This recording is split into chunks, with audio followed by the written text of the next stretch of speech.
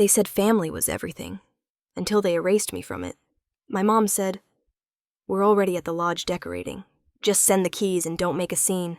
So I smiled, said Merry Christmas, and hung up. 3 days later, they opened a package sealed in red wax. Inside wasn't a gift. It was the truth that ended their legacy. I'm Claire Whitmore, and this is how silence answered betrayal. If you haven't subscribed to the channel yet, don't forget to hit subscribe. Smash like button, and tell us in the comments where you're tuning in from. Snow had been falling since dawn, covering Denver in a quiet white haze. I was sitting by the wide window of my apartment studio, a pencil between my fingers tracing the final lines of a renovation sketch for a client.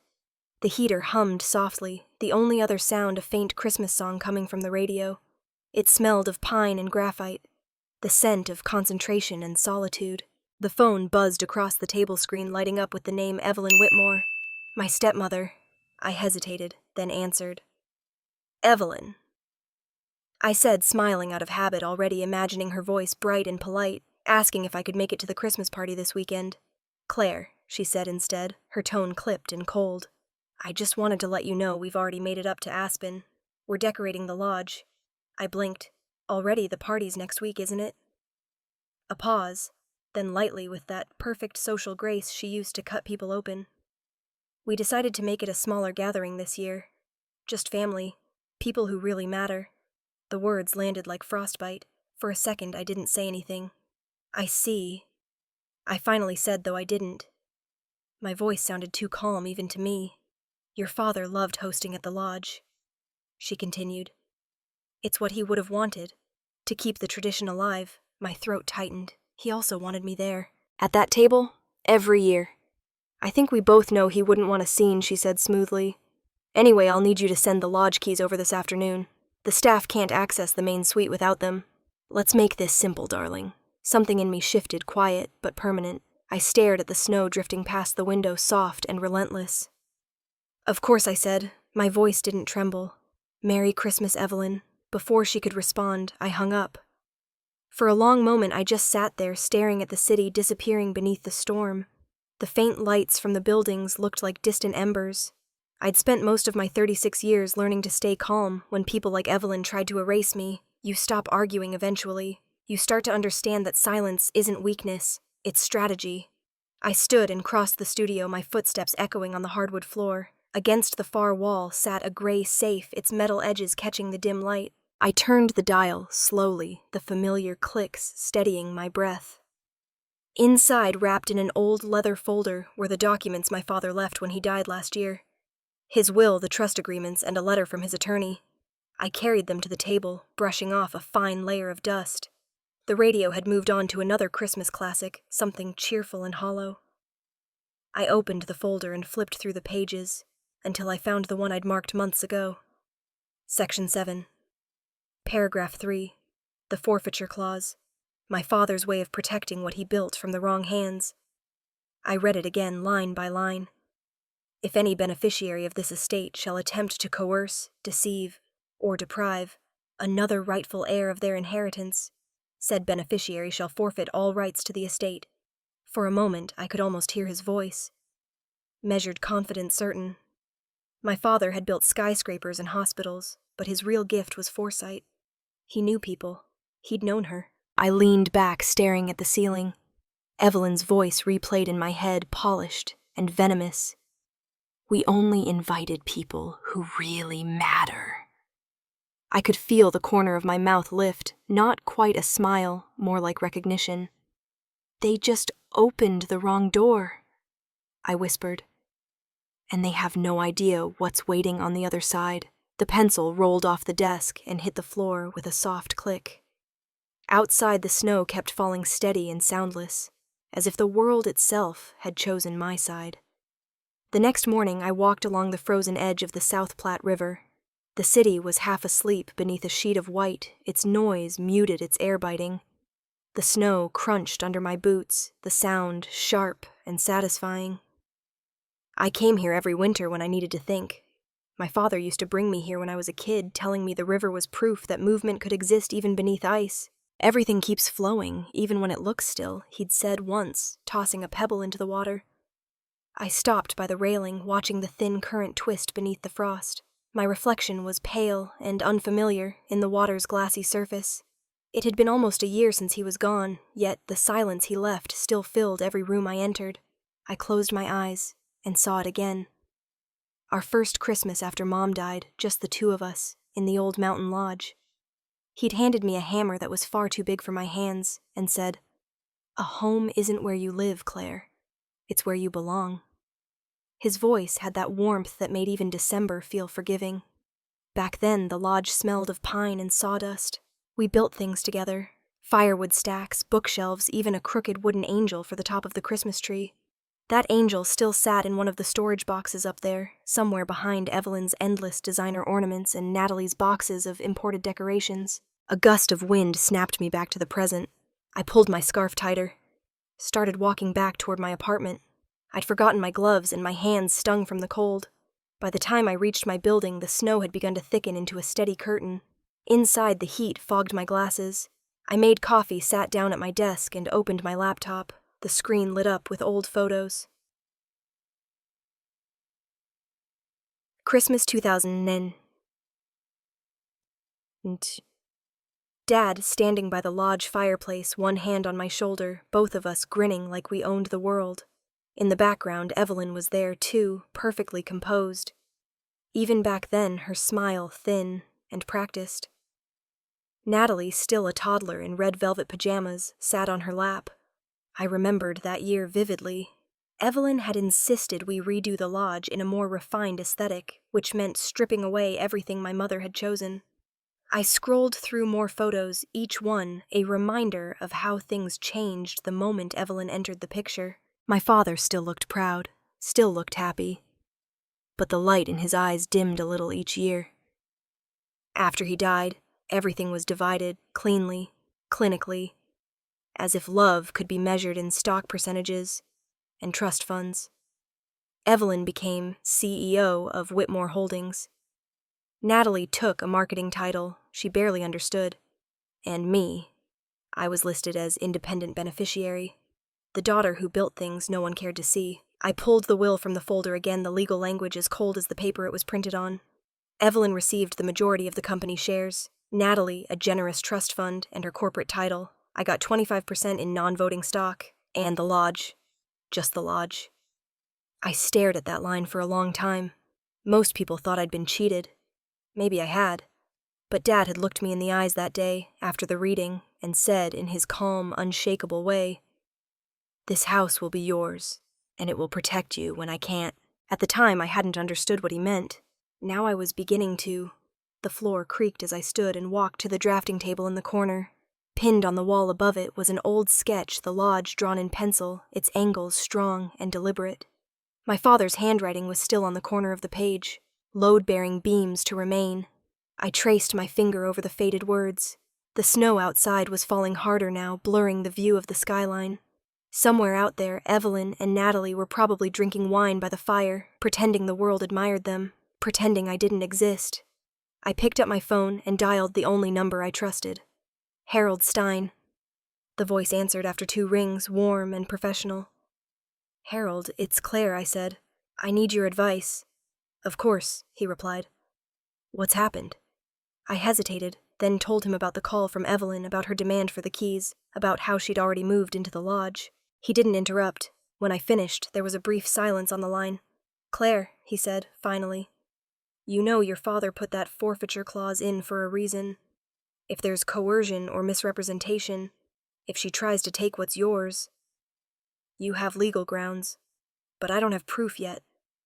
I said, "That's the problem." He replied gently, "Without evidence, you'd just be starting a family war with no ammunition.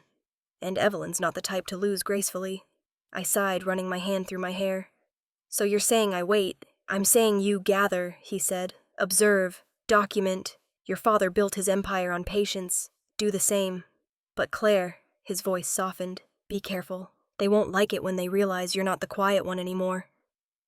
When the call ended, I stayed there for a moment, the silence pressing against me again. The snow outside had turned the streets into a blur of white and shadow. I walked to the window, leaned my forehead against the cold glass, and whispered to the empty room. "I'll find it, Dad. I promise." The wind outside shifted, howling through the alley. Somewhere below, a streetlight flickered, painting long silver streaks across the snow. I closed the laptop, turned off the radio, and let the darkness settle. The world was quiet again. Too quiet, but for the first time in a year, the silence didn't feel empty. It felt like focus. The cafe smelled of espresso and melted snow, the kind of scent that clung to your coat long after you'd left. I sat in the farthest booth, watching the street outside blur beneath the falling flakes. It was just past 4 in the afternoon, and the sky had already turned to steel. My coffee steamed between my hands untouched. When the door opened, a rush of cold air swept in along with Marianne Lopez. She spotted me, instantly hesitated for half a second, then hurried over. Her hair was damp from the snow, her brown wool coat spotted with dark wet patches. She looked around once before sitting down. "Thank you for meeting me," she whispered. Her voice trembled. "Not from the cold." "Of course," I said, leaning forward. "What's going on?" Marianne pulled a large manila envelope from her bag and set it between us. She didn't push it toward me, just rested her hand on top of it, like it might run away. "This," she said quietly, "is why I've been followed for 2 weeks. I can't keep it anymore." I frowned. "Followed? Up by who?" She gave a small, bitter laugh. "Who do you think Evelyn's driver parks across from my apartment every night? Sometimes he doesn't even pretend to hide. I should have seen it coming when she made me sign those transfers." "Transfers?" Marianne nodded, finally sliding the envelope toward me. "Foundation funds. Over $680,000 spread across 3 withdrawals. She said it was for marketing and event partnerships. No documentation, no board approval." I opened the envelope carefully. Inside were bank statements, internal memos, and a series of signed approvals. Her name was on every one of them. The last page was stamped with the Whitmore Foundation seal, Evelyn's signature, beside it, elegant and untraceably smug. "Why are you giving this to me?" I asked. "Because your father trusted me," she said, meeting my eyes. "He told me once, if anything ever looks wrong, tell Claire. She'll know what to do." My throat tightened. "He said that?" She nodded. "Years ago, when he created the foundation." The coffee between us went cold. I scanned the figures again, my stomach turning with each line. $125,000, $87,000, $128,000, always labeled as marketing, always moved to accounts Evelyn controlled. When she asked me to sign the first one, Marianne continued. She said it was just a short-term transfer, that she'd reimburse it after a fundraiser. I knew it wasn't right, but I've been there 20 years. I didn't want to lose my job. I looked up at her. "If this goes public, you'll be exposed. Are you willing to testify?" Her fingers tightened around her coffee cup. "If it comes to that," she said. After a moment, "I will. I'm tired of watching her destroy everything your father built." The way she said his name, your father, made something break quietly inside me. We sat in silence as a couple laughed nearby, their voices echoing against the glass. Outside, a snowplow scraped down the street, sparks flickering under its metal edge. I folded the papers carefully back into the envelope. "I'll take it from here," I said. "You've done enough." She shook her head. "Be careful, Claire. She has money connections. She'll make you look like the crazy one if you go after her." I almost laughed. That's been my role in this family since I was 12. Marianne reached across the table, touched my hand briefly. "Your father was proud of you, you know. Even when he couldn't say it out loud. I didn't trust myself to respond." When she left, the bell above the door jingled softly, and the cold followed her out. I stayed a few more minutes staring at the condensation on my cup. Every instinct told me this was the point of no return. Once I used this information, there would be no pretending we were just a broken family. This would become war. By the time I stepped outside, the wind had picked up. Snow whipped sideways, stinging my cheeks. I shoved the envelope into my bag and walked quickly toward my car, head down. The streets of Cherry Creek were quiet, the kind of quiet that made you feel watched. I unlocked the car, slid in, and turned the heater up high. The envelope sat on the passenger seat, pale yellow against the dark leather. I glanced at it, then pulled out my phone and called Harold. He answered immediately. "Claire." "I need to see you," I said. "It's important. How soon tonight, if possible?" A pause. "Bring whatever you have." His office lights were still on when I arrived an hour later. The 42nd floor of the Whitmore Tower looked down on a city swallowed by snow. I handed him the envelope. He read the first few pages, jaw tightening as he went. When he finally looked up, his voice was steady but heavy. "Your father anticipated this. What do you mean he asked me to draft that forfeiture clause because he knew Evelyn might cross the line? If you can prove these withdrawals were unauthorized and tied to her, you can trigger it. She'd lose everything. Everything, her position, her shares, her inheritance, all of it." I exhaled slowly. "What do I need to do?" "Document every communication," he said. "Emails, texts, voicemails. If she pressures you again, record it. We'll build a timeline. But Claire, this won't be quick. Or easy." "I'm not afraid of long," I said quietly. "I'm afraid of silence."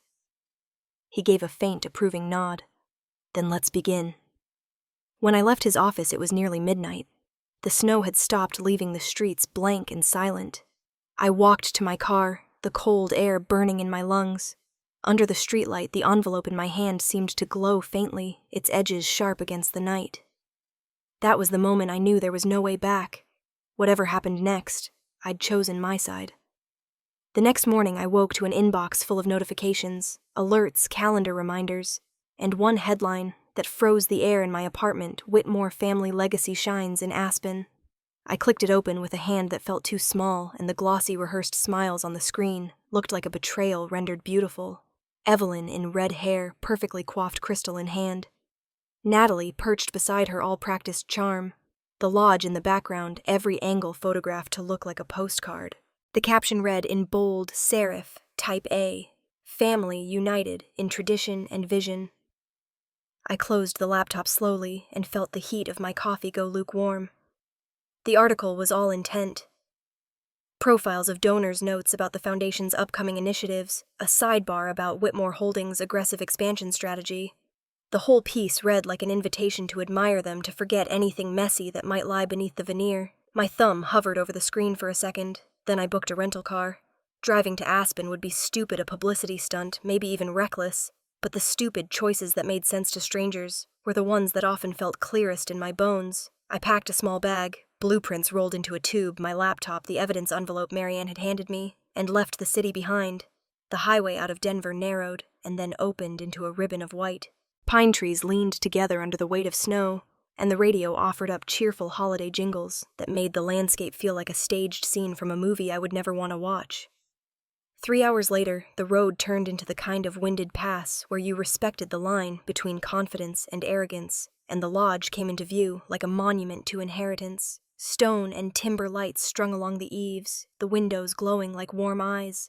Cars were parked in neat rows, a valet shuttling people in and out with practiced smiles. From the pullout where I stopped, I could see through the frosted glass a flurry of activity servers adjusting napkins. A quartet playing in one corner, an elderly donor laughing heartily. Everything arranged to broadcast abundance and calm. I felt my hands go cold on the steering wheel. The temptation to turn around to walk back into the quiet of my studio and let the world think what it wanted registered like a small, harmless voice. But I had the envelope. I had my father's claws. I had Marianne's courage threaded into paper. Turning around felt like surrendering a promise I'd made to the only person on earth who trusted me without condition. I didn't go up to the front. I parked a slight distance away and watched. Evelyn, wasting no time, was leaning into conversation with someone who had venture capital printed in their posture. She raised her glass and the light caught the diamonds at her throat like instruments of accusation. For a second she looked up and through the windowed wall of the lodge, and our eyes almost met. She didn't change her expression. She could not. She's always been meticulous about maintaining the illusion of control. Instead of going inside, I drove to a nearby overlook and sat in the car until the event dimmed in my rear view. I called Emily on the drive back, her voice a steadying force. "Do you want to go in and cause a scene?" she asked bluntly. "No," I said. "I want the scene to dismantle itself without raising its voice." "Then do not do anything dramatic," she warned. "You have evidence, Claire. Make the legal scaffolding firm before you let the social scaffolding fall. Publish the wrong things, and they'll only spin harder." She spoke like the lawyer she is, precise, impatient with sentiment. "Gather everything. Timestamp it. Back it up. Evidence Z01 is just the beginning." "Understood," I said. "I will not be the person who cries at a dinner table and then makes a YouTube video. I will be the person who ensures the facts are undeniable." She made a soft, almost fond noise on the other end. "Just don't get sentimental about it." He didn't like that either. When I pulled back onto the highway, I recorded myself. Short, clipped notes to capture tone-exact phrases, the cadence of Evelyn's words, should I ever need to quote. I started an evidence timeline folder on my laptop and labeled the first file, Evidence 01. I added Marianne's bank statements, scanned the pages, included the memos that showed whom the funds were routed to, then encrypted the folder, and put another copy on an external drive that I zipped into my backpack. My father used to tell me when I worried too much about what people thought, build the things that last. I worked like that now, building a case, a structure, a truth that would outlast rumors and pretty photographs. Back in Denver that evening, the storm grew louder, but I felt calmer than I had in months. I called Harold to tell him what I'd found and that I'd gone to Aspen. He didn't scold. Instead, he asked the questions a lawyer asks before a trial. Who knew what who could corroborate certain conversations, what the chain of custody would look like for the documents? I promised him I'd get more than bank statements. I'd get the emails, I'd get the memos, I'd get witnesses. Dinner was the kind you have when you're trying to maintain normalcy. A grilled cheese clumsily browned a single glass of wine. My phone lit up with a text from Natalie, a photo of a wreath and the caption, #FamilyFirst. I stared at the image until the letters blurred, and then I did something I hadn't done in a long time. I allowed myself a small, private laugh. Maybe it was the relief of finally acting. Maybe it was simply the absurdity of watching them pose while the evidence sat cooked and ready in my files. Either way, the laugh felt like a key being turned in a lock. It was a private sound, muffled and perfectly mine. I worked late into the night, cross-referencing dates, making notes. Every time I hit save on a file, I felt the weight of the moment shift a little more toward me and away from whatever illusions Evelyn had been selling. The more I documented, the less vulnerable I felt to her theatrics. At 2 a.m, I stopped and leaned my head back against the chair. The apartment glowed with the soft blue light of my monitor, and outside the city was buried in snow. For a second, I let my eyes close, and I could see my father in the lodge hands, worn and gentle, teaching me how to line up a row of book spines, so that from the window they looked like a single, even silhouette. He told me then that good work was quiet and stubborn. I opened my eyes and opened another spreadsheet, Evidence 02. I labeled it, then Evidence 03. The list began to grow. Timestamps, contact notes, copies of text messages, phone logs. My hands were steady now because the steadying was work. The storm outside hammered the roof, and inside my apartment, I was building something that could not be swept away by snow or pretty headlines. I saved the last file, closed the laptop, and for the first time since this started, let myself think ahead, not to the battle, but to the outcome. Not triumph, not revenge, the practical endgame. The lodge safe, the foundation accountable, a scholarship fund active under transparent governance. My father's name untarnished by the things his widow would have made of it. I slid the external drive into a small, locked box and tucked it under the drafting table, where a loose floorboard hid little treasures. Then I turned out the light, and the apartment sank into the hush of the storm. Outside, the world continued to perform its pretense of peace. Inside, beneath my closed eyelids, I mapped each step I would take next. Harold's office always smelled faintly of old paper and pine polish, like the kind of order my father loved.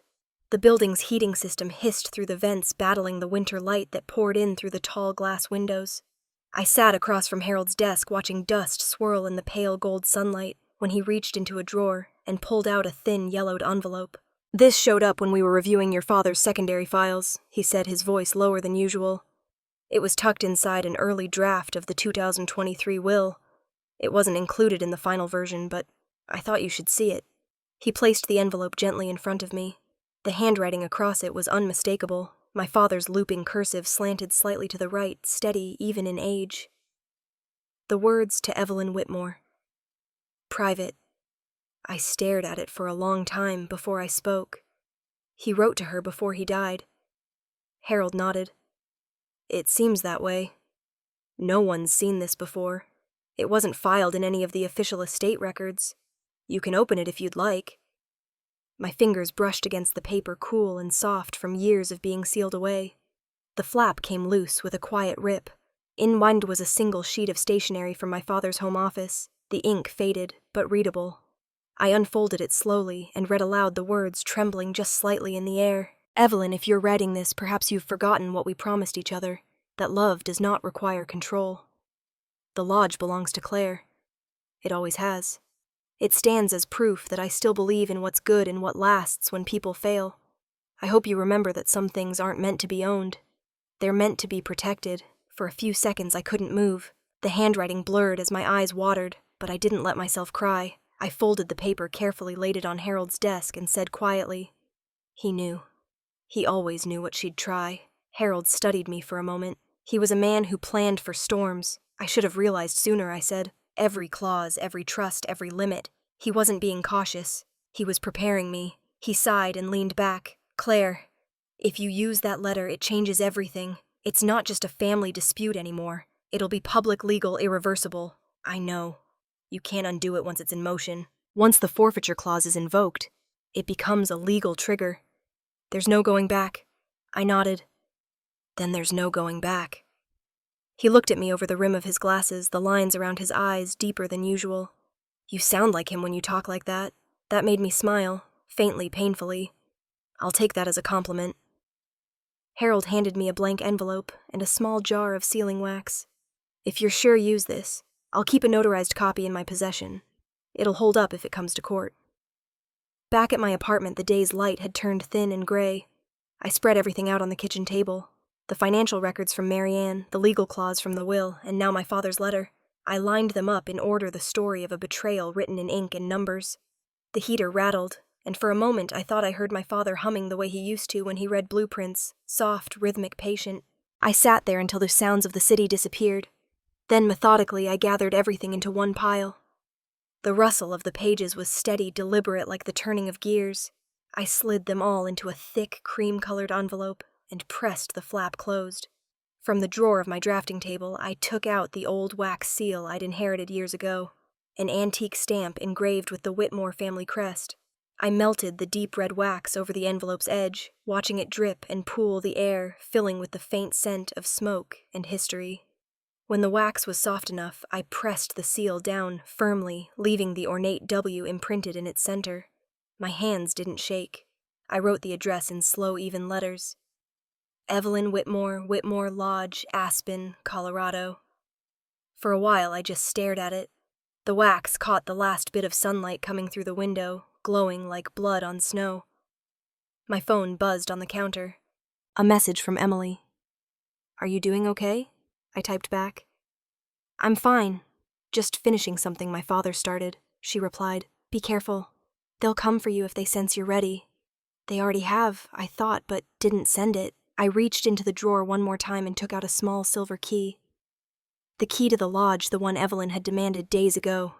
Its edges were worn smooth from years of my father carrying it in his pocket. I placed it beside the sealed envelope.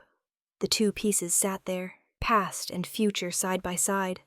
The city outside glowed faintly with the reflection of falling snow, each flake catching the light before dissolving into the dark. I leaned back in my chair, the room silent except for the hum of the heater and my own breathing. They wanted the lodge keys, the symbol of what they thought was theirs. Fine. I'd give them the keys. I'd give them everything they asked for. And inside, I'd tuck the truth they'd spent years burying. The truth my father had hidden in plain sight. The wax seal had hardened completely now, a perfect circle of crimson. I traced the edge of it with my thumb, then whispered to the empty room. "You built the house, Dad. I'll make sure it stands." I turned off the lights, leaving the envelope, and the silver key gleaming faintly in the half-dark. One promise waiting to be delivered, one door ready to be opened, not to warmth, but to consequence. The lights in Whitmore Holdings' top-floor conference room glowed too bright against the gray of a Denver morning. I wasn't there, but I knew the tone, the hum of people trying to sound enthusiastic about something hollow. Later, I'd hear from a friend in the office that Daniel Brooks, the company's sleek PR director, was standing at the front of the room, gesturing toward a PowerPoint slide that read, "Whitmore Christmas Initiative, Spreading Joy, Building Legacy." Evelyn sat at the head of the table, perfect posture, perfect manicure, perfect composure. She'd ordered peppermint-scented candles for the lobby, and a press release about family unity and compassion. What we need, she told them, is to remind everyone that the Whitmores stand for generosity and harmony, family, Success. Make them believe it. We are, after all, a beacon of integrity. Her assistants nodded, typing furiously, pretending to be inspired. No one dared mention that the CEO was under quiet scrutiny for missing foundation funds. That same morning in my apartment, the snow pressed softly against the windows. My phone pinged. An alert from Instagram. Natalie had posted a photo from the lodge. I opened it without thinking. She stood by the enormous Christmas tree, wrapped in gold lights, smiling in that effortless way that comes from never having to earn anything. The caption read, "Home is where family comes first." A small heart emoji, then the hashtag family first. I stared at the screen, the edges of my vision sharpening. Underneath, comments poured in. "You guys are the perfect family." "Such a dream life, that lodge is stunning," Emily called just as I was about to respond. "Please tell me you're not about to post something," she said before I even spoke. I smiled without humor. "You think I'm that predictable?" "I think you're human," she said. "They want to bait you." "Don't reward them with a reaction. Stay hidden, build your case, and watch their story fall apart on its own." "Understood," I said, glancing again at Natalie's caption. The irony burned. Claire Emily continued, her voice softening. "You have what they don't. Proof. Let them keep performing. The audience is temporary. The truth isn't." After the call, I went to my desk and tried to focus on work, but the words on my screen blurred. The hum of the city outside was muffled by snow, the kind of silence that reminded me of waiting rooms and funerals. Then my phone rang again. This time it was Marianne. Her voice was trembling. "Claire, someone's been outside my building again. Same black car. I thought I was imagining it, but when I went out this morning, my driver's side mirror was smashed. They know I talked to you." My stomach clenched. "Pack a bag," I said immediately. "I'm coming to get you." It took me 20 minutes to reach her apartment. The street was slick, the sidewalks empty. Marianne was already outside, clutching a small suitcase, eyes darting between shadows. When she climbed into my car, she exhaled like someone surfacing for air. "I don't know how much longer I can do this," she said as I pulled away. "They're watching me all the time." "You're safe now," I told her. "You can stay at my place until we figure out next steps." She looked at me, hesitant. "Claire, if they find out I'm with you." "They already know," I said, "and I'm not hiding anymore." Back at my apartment, I set her up in the guest room. She walked around, nervously, hands twisting together. "Your father was such a decent man," she said softly. "He'd hate to see what this has become." "He saw it coming," I replied. "He just thought love could hold it together." That night, the city disappeared under snow again. Marianne had gone to bed early, exhausted. I stood by the window with a glass of water, the reflection of the streetlights flickering across the glass. My phone rang. Evelyn's name lit up the screen. I let it ring twice before answering. "Claire," she said, her voice smooth but brittle around the edges. "I'm calling because you've been making people uncomfortable. Is that right? You've been talking to staff, asking questions about things that don't concern you. I think you forget who runs this company now." "I remember perfectly," I said. A pause then, that sharp, condescending laugh I'd known since childhood. "You think you're smarter than me? You have no idea who you're dealing with." I walked to the window, watched the snow drift in lazy circles. "You're right," I said slowly. "I never claimed to be smarter. I just don't lie as easily." Her breath hitched, just enough for me to hear.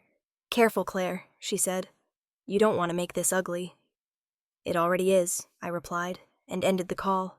The silence afterward was heavy, almost electric. I could see my reflection in the glass, calm, still unfamiliar. I opened my laptop, the glow lighting the room in a faint blue. I clicked open the file where I'd been keeping notes, times, dates, screenshots, statements. My fingers moved automatically as I typed the next entry. December 21st. Send package. The cursor blinked at the end of the sentence, steady as a heartbeat. I sat back, letting the words settle on the screen. Snowflakes caught in the lamplight outside, drifting slow and deliberate. The city was hushed, the kind of quiet that came before something inevitable. They thought I was a bystander.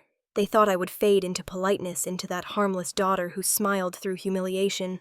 But the thing about people who stay quiet for too long is that they learn to listen, to patterns, to tone, to timing. I closed the laptop and looked at the clock on the wall. Midnight. Tomorrow the first move would leave my hands. I whispered into the dim room, the words tasting like resolve. "I'm ready." "They're not." Then I turned off the light, leaving the snow to fall against the window. Soft, endless, and unbothered by everything it covered. The city looked washed out that morning, blanketed in white so thick it made sound disappear. The streets of Denver were slow, and muted cars crawling through slush streetlights flickering against the gray. I sat in my small, glass-walled office at Aurora Design, the space that had once felt too big for me, and now suddenly too small. On my desk were 2 envelopes, one sealed with red wax, the other plain. Both were heavier than they should have been. The wax-sealed one was addressed to Evelyn Whitmore, Lodge, Aspen, CO. The second, a duplicate copy of everything inside, was for Harold. The first was confrontation. The second, insurance. I'd spent half the night double-checking every page, rereading the letter my father wrote, until I could hear his voice behind the ink. Snow pressed softly against the wide windows. I could see the faint shadow of my reflection, drawn tired, resolute. There's a moment before you send something irreversible, when you almost wish someone would stop you. But no one came. The office door opened. Emily stepped in, shaking snow from her hair, carrying 2 cups of coffee from the cafe across the street. "It's brutal out there," she said, setting one in front of me. She glanced at the envelopes, and her voice dropped. "So this is it?" I nodded. "This is it." She sat across from me, her hands curled around her coffee. "Claire, listen to me. Once you send this, there's no going back. They won't just fight. They'll fight dirty. I know. They'll drag your name through mud, use every contact they have to make you the villain. You'll be the one who broke the family." I smiled faintly. "That family broke itself years ago," her expression softened, worry flickering behind her eyes. "I just don't want to watch you get crushed. I've been crushed before," I said, "and I came out in one piece. This time, I'm not the one under their boot." Emily exhaled, leaning back. "God, you sound terrifying when you're calm. I've practiced." The clock on the wall ticked the sound steady and sharp. I opened the wax-sealed envelope once more just to be sure.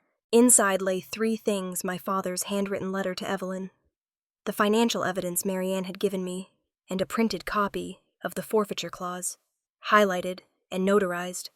On top of them, like punctuation, I placed the small silver lodge key. It caught the light when I turned it in my fingers, the metal worn smooth by years of my father carrying it. Emily watched me close the envelope again, melt the stick of wax over the seal, and press the family crest into it. The ornate W surrounded by ivy. The red mark gleamed against the cream paper, a symbol of everything that would soon come undone.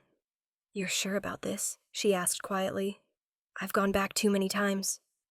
I said, my voice low. Now it's time to stop turning around.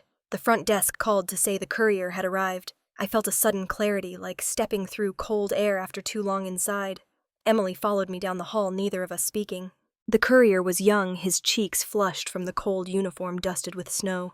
"Special delivery?" he asked, glancing at the address. "Yes," I said. "Signature required upon delivery." He nodded, slipping the envelope carefully into his insulated bag. I signed the receipt, my hand steady. The red wax seal flashed once under the lobby light before it vanished inside the courier pouch. When the glass doors shut behind him, I stood still for a moment, watching the snow swirl outside. "It's done," Emily murmured. I nodded, almost. She squeezed my shoulder.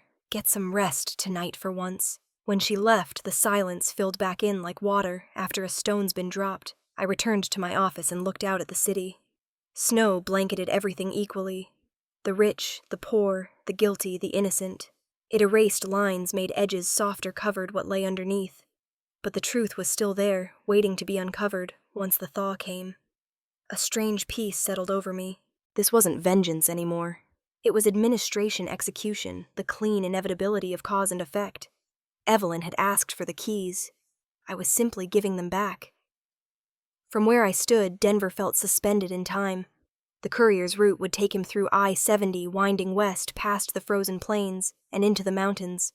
I imagined the red wax seal catching flashes of light as the truck sped through the storm. In Aspen, 3 hours away, the lodge would already be busy. I could picture Evelyn at the dining table, approving seating charts and floral arrangements, every move orchestrated for appearances. Natalie would be there too, snapping photos for her next post, captioning it. Prepping for Christmas Eve with my favorite people. The difference was, I no longer existed in their narrative, and that I realized was my advantage. By late afternoon, the sky dimmed into a pale lavender, the snow thickening.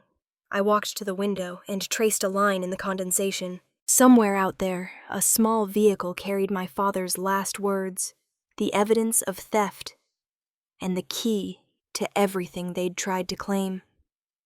A delivery truck passed below its taillights, glowing red through the blur of snow fading into distance. One gift leaving Denver, one truth on its way home. I stood there until I couldn't see the truck anymore. The office lights dimmed automatically at 6, plunging the room into a quiet, half-dark. For the first time in months, I felt something close to relief, not the triumphant kind, but the kind that comes when you've finally chosen a direction and accepted the cost. Outside, the city kept moving under the snowstorm, unaware that a single envelope now carried the weight of 2 decades of deceit. I whispered to the empty office, a Christmas gift without ribbon. Just the truth. The sound barely reached my own ears. I locked up, stepped into the icy air, and watched the snow fall in sheets across the streetlights. Somewhere in the distance, faint but certain, I imagined the courier's truck pushing forward through the blizzard, red lights flickering against the white highway like a heartbeat that refused to stop. The snow in Aspen had a way of muting everything. Sound time, even reason. By the time the first guests arrived at the Whitmore Lodge that evening, the entire mountain seemed wrapped in a soft, glittering silence.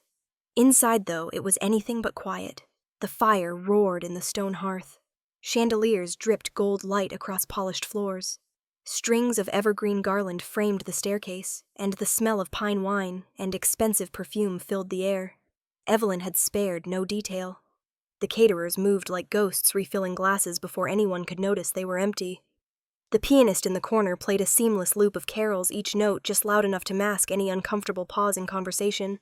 "Thank you all for being here tonight," Evelyn said, her voice smooth and poised, the kind of voice that never cracked, even when everything else did.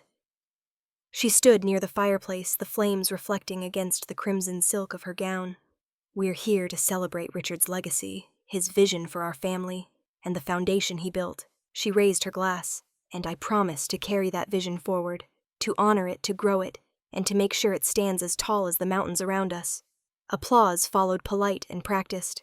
Natalie, radiant in silver, lifted her phone and whispered to the camera. "Family forever." She added the hashtag family forever before tucking a strand of hair behind her ear and joining the chorus of compliments circling her mother. For a moment, everything looked flawless. Perfect, even. Then, just as Evelyn was about to continue mingling, the front door opened. A rush of cold air swept through the lodge, cutting the warmth in half. Everyone turned as a man in a dark courier jacket stepped inside snow, still clinging to his shoulders. "I'm sorry to interrupt," he said, removing his hat.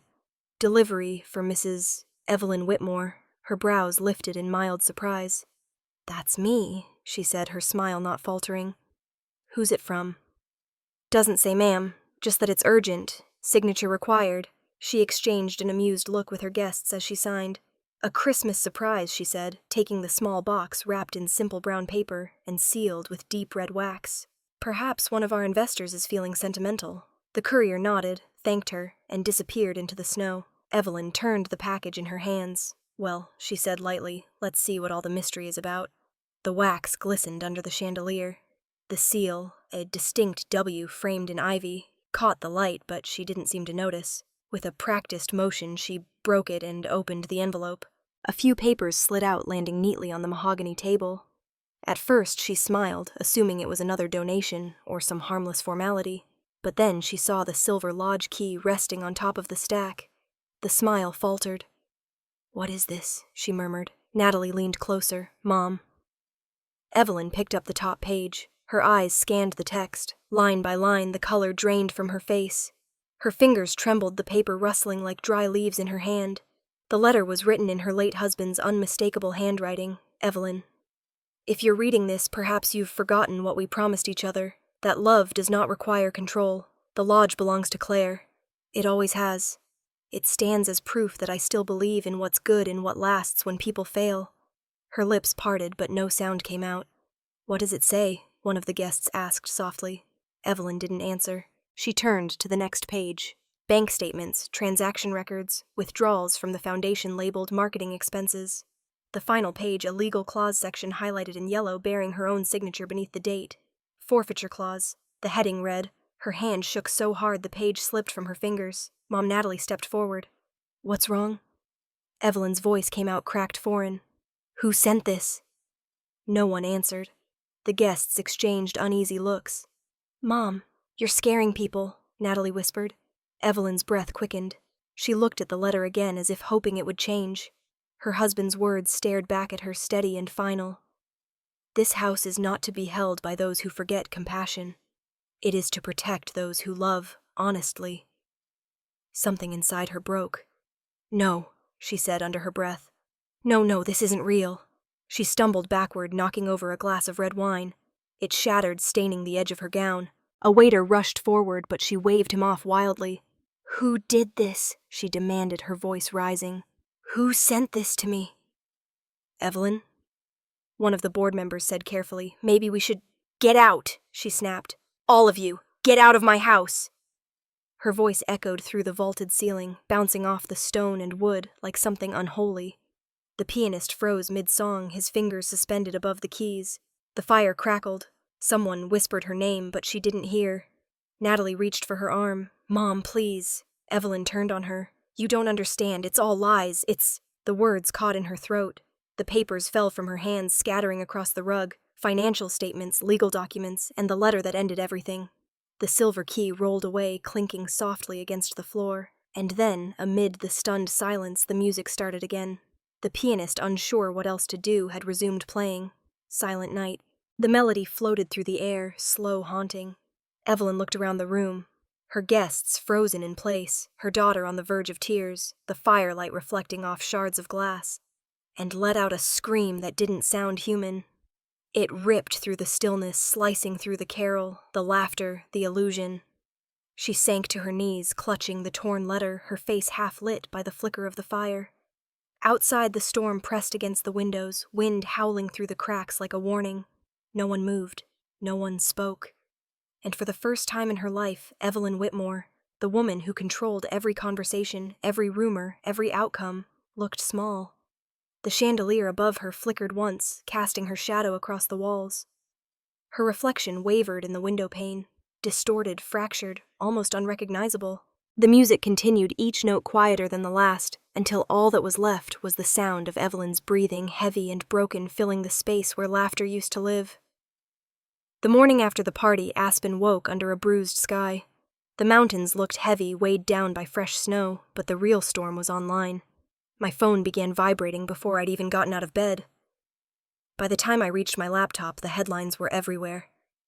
Whitmore Foundation under investigation for financial misconduct, socialite CEO accused of embezzlement, family scandal rocks. Colorado elite, each article came with a different photo. Evelyn laughing at a gala, Evelyn shaking hands with a senator. Evelyn smiling beside my father's portrait. The captions were merciless. But then came the shift. Somewhere between the morning talk shows and the mid-morning news cycle, Daniel Brooks decided to fight back. A new press release hit every major outlet within the hour. We are deeply saddened by these false accusations perpetuated by a disgruntled family member, Claire Whitmore, who has chosen to attack her late father's legacy for personal gain. The statement was signed, Evelyn Whitmore, CEO, Whitmore Holdings, and suddenly the story turned. The hashtags began trending. Hashtag Whitmore, Gate, hashtag Family Feud, hashtag Claire, the heiress. My name was everywhere. Some people defended me. Others demanded my arrest. Screenshots of the forfeiture clause. The letter even blurred photos of the red wax seal, circulated with wild speculation. I stood in the middle of my apartment, staring at the chaos on the screen. The coffee I'd poured went cold on the counter. Emily arrived without calling first, snow still clinging to her hair. I told you they'd spin it, she said, shutting the door behind her. Daniel Brooks is running defense mode. They're framing you as the bitter daughter who forged documents to ruin Christmas. Creative, I said flatly. He's already booked Evelyn for an interview in Aspen this afternoon. National coverage. I rubbed my temples. She's not thinking. She's reacting. She's terrified, Emily said. Terrified people might believe you. At noon, the interview began streaming live. The camera zoomed in on Evelyn wrapped in a pale wool coat, every line of her face arranged into practiced grief. Behind her, the lodge glowed softly, fire crackling in the background, damage control framed as sincerity. "I'm devastated," she said to the reporter. "I devoted my life to my husband's company and this family, and to be accused, by someone I once considered a daughter, of something so vile." She paused just long enough for tears to gloss her eyes. "I've been betrayed by the very person Richard and I tried to protect." I turned the volume down. Emily stood beside me, arms crossed. "If you stay silent," she said quietly, "they'll keep telling the story for you." I didn't respond. Instead, I opened a folder on my laptop labeled Dad Interviews. Years ago, my father had given a televised interview about the Foundation's mission. I remembered sitting behind the cameras watching him speak with that steady warmth that made even the hardest truths sound simple. I found the clip. He was sitting in his office, sunlight behind him. A legacy, he'd said, isn't money or property. It's ethics. If a family forgets that no inheritance can save it, his voice was calm, confident, impossible to twist. I edited the clip down to 30 seconds, just enough to hold attention. Then I uploaded it to the Whitmore Foundation's official channel, still under my login as a registered board member. The caption was simple. "I don't need anyone to believe me. I just need my father to know I kept my promise." Within an hour, the views passed 50,000. By evening, it had reached 500,000. People began resharing it with comments like, "The real heir. This is the energy we need. Blood doesn't make you honest." For the first time in days, I didn't feel cornered. Evelyn's PR team tried to issue a counterstatement, but the damage was done. The contrast between her staged sorrow and my father's words was too sharp. Every outlet began replaying his clip alongside hers. Commentators started using phrases like questionable leadership, unethical spending, and potential misuse of charitable funds. By nightfall, the board of Whitmore Holdings released a formal statement: CEO Evelyn Whitmore has been placed on temporary leave pending an independent investigation. I stared at the line until it blurred. Evelyn suspended. Officially. Emily exhaled. That's it. The tide just turned. I didn't smile. Not yet. She's not the type to drown quietly. Outside, the snow had stopped falling. The city lights of Denver shimmered through the frost like distant fires. I stood by the window watching the street below melt into rivers of slush. It was almost peaceful, that in-between moment when destruction gives way to silence. I thought of the years Evelyn spent curating perfection. Every article, every photo op, every whispered rumor about her generosity. And now all it took was a 30-second clip of my father speaking truth to undo decades of performance. They had planted lies in glossy soil, watered them with manipulation, and called it legacy. Now those same seeds were sprouting. Ugly, uncontrollable, exposed under the harsh light of public attention. I pressed my hand against the cold glass, feeling the chill through my palm. "They sowed deceit," I whispered. "Now they're harvesting the storm." The city hummed quietly below, and for the first time the silence didn't feel like surrender. It felt like justice in motion. Snow covered the streets of Denver like a second sky, heavy and relentless. The Whitmore Foundation building loomed ahead, its glass facade blurred by frost. Inside, the lights glowed too bright, too warm for a day that felt carved from ice. I stepped into the boardroom where every polished surface seemed ready to reflect the truth. Thomas Grayson sat at the head of the long mahogany table, a man who had seen enough scandals to stop being surprised by them. Lisa Tran and Robert Hale were already seated reviewing files in silence. Harold stood near the window reading through the folder he'd built over the past 2 weeks, the one that carried both my father's name and the weight of every lie Evelyn had told. The air was thick, tense, almost reverent. Outside, snow clung to the tall windows, falling in slow, deliberate sheets. Thomas glanced up as I entered. "Ms. Whitmore," he said, nodding politely. "We're ready to begin." At the far end of the room, Evelyn sat perfectly still. She was dressed in black, this time, her hair tied back, no red, no diamonds, no flash. Just control, cold, and absolute. Natalie sat beside her, pale, her hands clasped in her lap. Thomas cleared his throat. "This special session of the Whitmore Foundation Board has been called to address allegations of financial misconduct and breach of fiduciary duty. All relevant parties are present. Ms. Whitmore. He gestured to me. You may start. I stood, my palms flat on the folder before me. Over the past 18 months, I said evenly, $687,000 were withdrawn from the Foundation's primary account. The transactions were labeled as marketing expenses, but no supporting invoices or contracts exist. These withdrawals were authorized by Evelyn Whitmore. I slid copies of the bank statements across the table. Harold followed with notarized summaries, his calm voice reading each date and amount aloud. Evelyn's lips pressed into a thin line. Those were temporary reallocations, she said, finally her tone sharp but measured. Funds used to prepare for the Florida Housing Initiative. Everything was intended to be reimbursed. Lisa adjusted her glasses. Mrs. Whitmore. There's no documentation of that, no board approval, no repayment schedule, and no legal basis for such reallocations. These are violations of Section 4 of the Foundation Charter. Evelyn turned to Thomas. You know how my husband ran things. Richard trusted me. We never let bureaucracy stop progress. Harold looked up. Your husband also understood the difference between initiative and embezzlement. He opened the next folder. I'd like to read a clause from Richard Whitmore's will. Section 7. Paragraph 3, known as the forfeiture clause. He read it aloud, his voice steady. If any beneficiary willfully attempts to deprive another rightful heir of their inheritance or engages in fraudulent or coercive acts regarding estate assets, said beneficiary forfeits all rights and privileges to the estate. A ripple of silence passed through the room. Evelyn's composure began to crack. You can't be serious.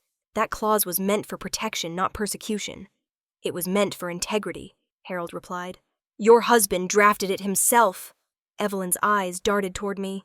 You think this is justice? After everything I did for you, I raised you when your mother died.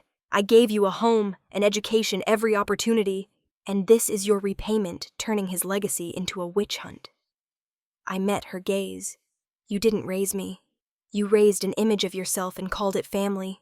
The words hung in the air, sharp enough to draw blood. Natalie let out a small sound, half sob, half protest. Mom, please stop. But Evelyn wasn't listening anymore. She pushed back from the table, her chair scraping against the polished floor. You'll regret this, Claire, she hissed. You'll regret ever thinking you could replace me. Thomas' voice cut through the tension, steady and final. Mrs. Whitmore, this is not about replacement. It's about accountability. Sit down.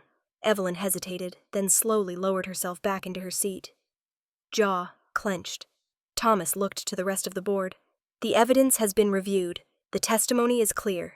I move that we vote on the motion to revoke Mrs. Evelyn Whitmore's CEO status, remove her as acting board member, and begin forfeiture proceedings as outlined in the will. Lisa nodded immediately. Seconded. Those in favor. Hands rose one by one. Lisa, Robert, Harold, then finally Thomas. No one spoke. The only sound was the faint tick of the antique clock on the far wall. All opposed, Thomas asked. Evelyn lifted her chin. I oppose. Noted, he said. Motion passes. Effective immediately. Evelyn's hand slammed against the table, scattering the papers. You can't do this, she shouted. I built this company. I am this family. Thomas's gaze didn't waver. And yet, Mrs. Whitmore, your husband, left the power to protect it with those who still understand what honor means. Security had been waiting outside the door. When they entered, Evelyn froze, her face drained of color. Don't touch me, she spat, grabbing the nearest document as if holding onto paper could anchor her dignity. Natalie stood abruptly. Mom, please, don't make it worse. Evelyn turned on her daughter. Fury breaking through her poise. Worse. You think this is the worst thing that can happen? You're about to lose everything, too. You ungrateful little... Enough, Thomas said sharply. Miss Whitmore, you are no longer recognized by this board. You will be escorted out of the premises. For a moment, no one breathed. Then Evelyn let out a bitter laugh, hollow and exhausted. Fine, she said. Let's see how long your precious morality keeps the lights on. The guards took her gently by the arms. She didn't resist, not really. As they reached the doorway, she turned her head just enough to look at me. You think you've won? She said, her voice hoarse. But all you've done is inherit a battlefield. I didn't answer. When the doors closed behind her, the room exhaled. Papers rustled. Thomas leaned forward, his tone softer now. "Ms. Whitmore," he said to me, "you've done what your father couldn't. You've made his intentions visible again." I nodded, unable to speak. Outside, the snow kept falling, a quiet curtain against the glass. I gathered my papers into a neat pile, though my hands trembled. Across the table, Natalie sat with her head bowed, tears streaking down her face. She whispered almost to herself, "She's gone." I looked at her for a long moment, then said, "No." She just finally stopped pretending. As I turned to leave, the echo of Evelyn's last words followed me down the corridor. Faint, desperate, but already fading into the hush of the snowstorm. By the end of December, Denver looked like a city made of glass and quiet. The storm had passed, leaving the streets coated in ice that glittered like forgiveness. Every headline told a version of the same story. Whitmore Foundation overhauls leadership after ethics scandal. Former CEO removed, new era begins. A daughter's promise restores a family's legacy. I didn't feel proud reading them, just still, like the part of me that had been running on adrenaline for weeks had finally caught up and realized it could rest. Aurora Design was calm that morning. The hum of heaters, the scratch of pencils against tracing paper, the smell of fresh coffee.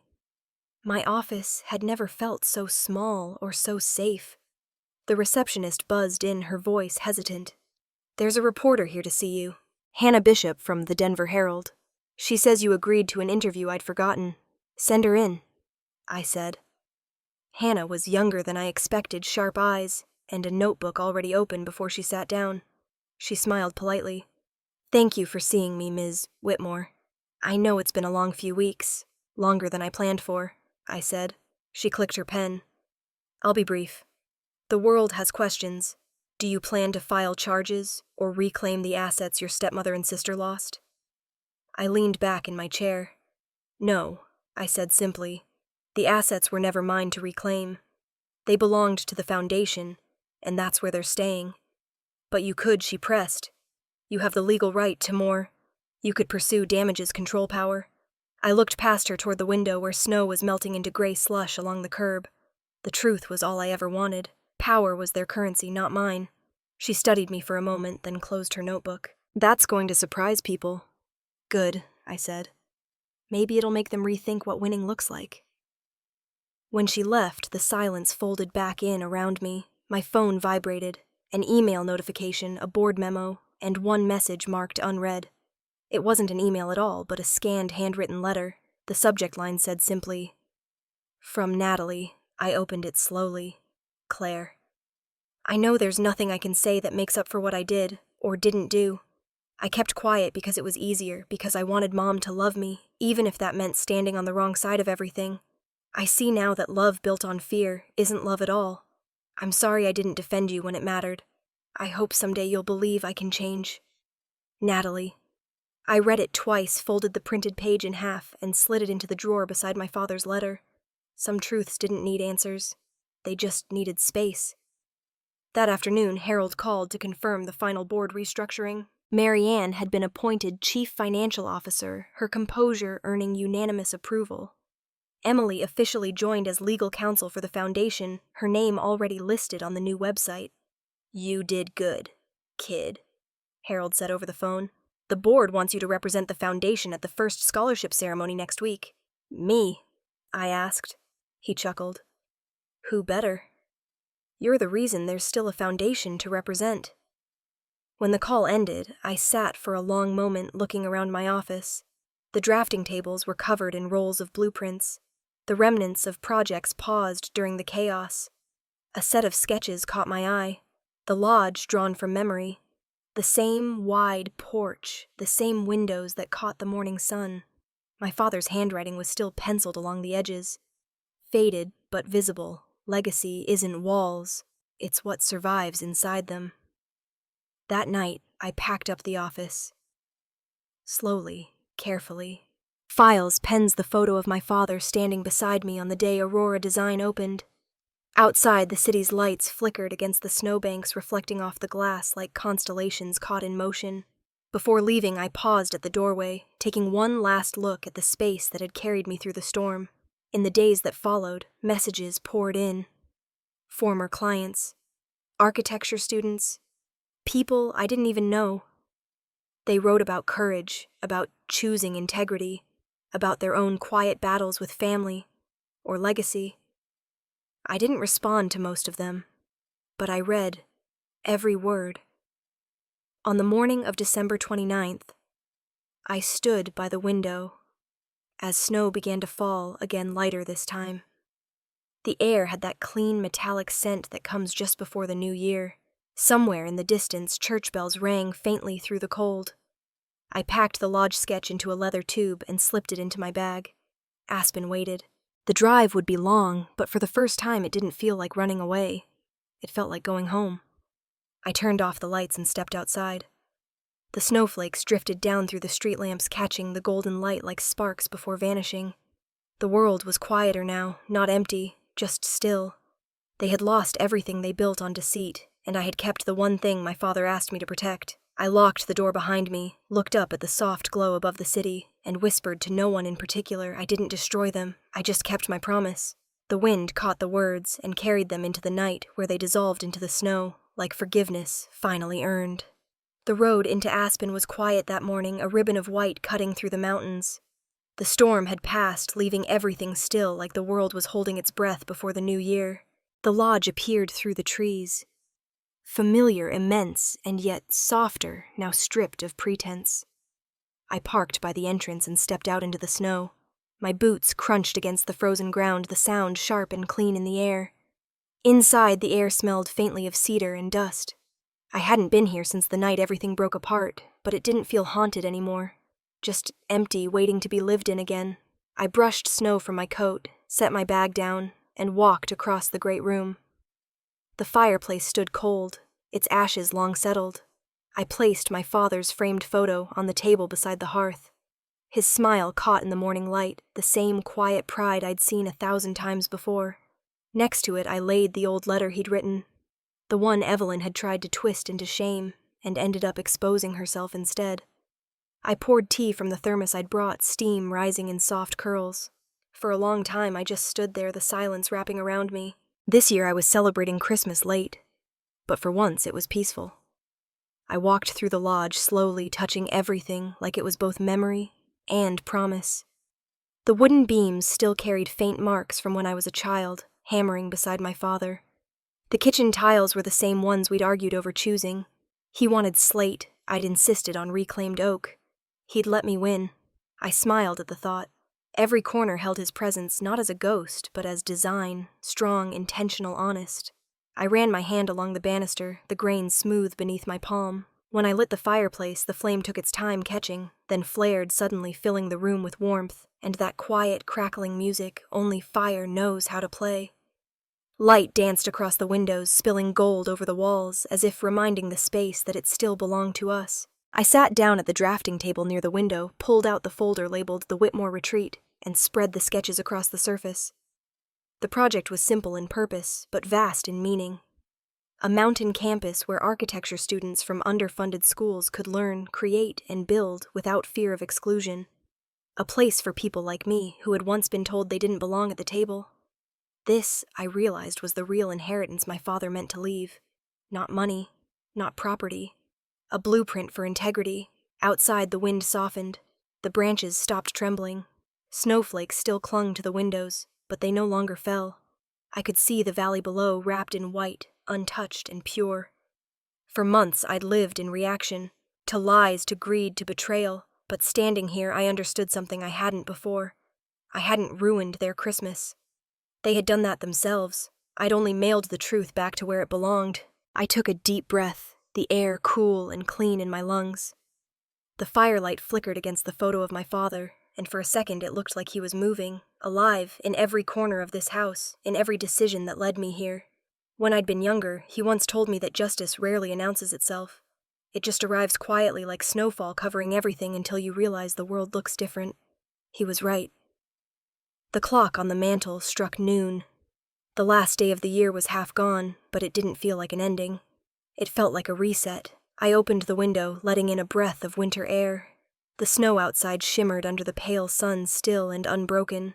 I sat back, wrapped my hands around the warm mug, and watched the steam drift upward.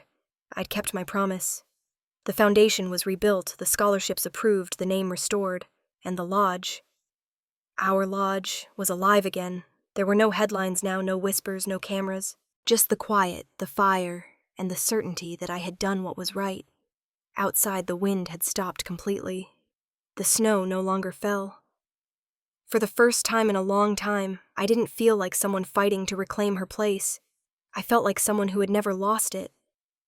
If you've ever found yourself pushed away from the table, forgotten by the people who should have stood beside you, remember this.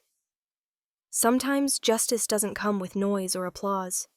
Sometimes it arrives in silence, steady and undeniable. And when it does, stand your ground. Stay true. Because the truth doesn't always shout.